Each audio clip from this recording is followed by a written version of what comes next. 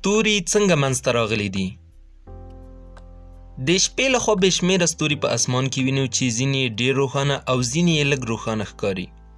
همدا ډول ځینې غټ او ځینې کوچني وي. طبیعي ده چې تاسو په دې ځان پوهول غواړئ چې دغه ستوري له کومه پیدا شوي او څرنګه یې شتون موندلی دی. په اصل کې دغه ستوري له غازاتو او له هغو وریځو څخه چې په فضا کې د خورو ورو او تیت شوو ذراتو څخه تشکیل شوي وي منځته راغلي دي. کله چې دغه وریځې یا غازات د خپلې داخلي جاذبې قوې له امله تراکم ومومي نو د یو کروي توپ شکل غوره کوي.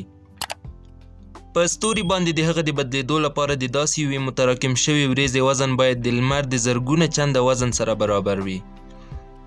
کله چې دغه وریځې په تراکم پیل کوي نو ایجاد شوی فشار حرارت تولیدوي.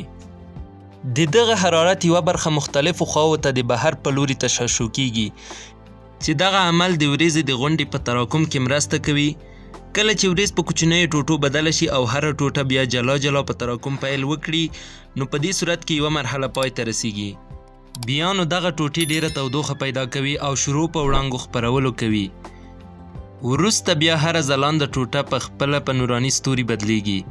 دغه روښانه او ځلانده غونډۍ متواتر تراکم ته ادامه ورکوي ان تر دې چې د هستې حرارت میلیونونو درجو ته رسیږي. په دغه حرارت کې د هستې عمل او عملیات صورت مومي. دغه فعل او انفعالات هغو عملیاتو ته ورته دي چې په یو هایدروجني بم کې ترسره کیږي. په دغه عملیو کې د هایدروجن 4 هستې یو له بل سره ترکیب کوي او د هیلیوم یوه هسته جوړوي. له دغو ستورو چې کومه انرژي خپریږي د همدغو عملیاتو د اغیز له امله ده. د ځینو ستورو عمر تر میلیاردونو کلونو پورې رسیږي. زموږ لمر هم په خپله یو ستوری دی چې هستوي عملیات پکې ادامه لري. داسې اټکل وهل شوی دی چې زموږ د لمر عمر 10 میلیارده کاله خو نیم عمر یې اوس تیر شوی دی. دا و د ستورو د منځته راتللو او له منځه تللو څرنګوالی. ډیره مننه چې د دې ویډیو تر پای پورې مو زموږ ملتیا وکړه. که مو له داسې ډول ویډیوګانو سره مینه وي نو زموږ یوټیوب چینل در سره سبسکرایب کړئ. د زنګ بټنه فعاله کړئ تر څو زموږ له نوې ویډیوګانو څخه خبر شئ. تر بلې ویډیو پورې ښې چارې او ښه ژوند.